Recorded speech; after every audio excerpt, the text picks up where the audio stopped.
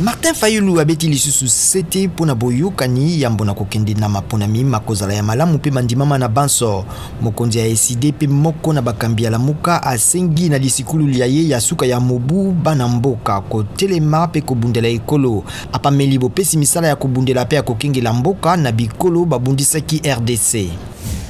Observatoire volcanique ya Goma elobi molinga ya pembe pe ya bule e bimi na bisika biike na Niragongo pe mabele makwei. OVG ekebisi bavandi ya Goma pe nzinga po na putulu ezali kokita pe esengi bango kosukola malamu bilei.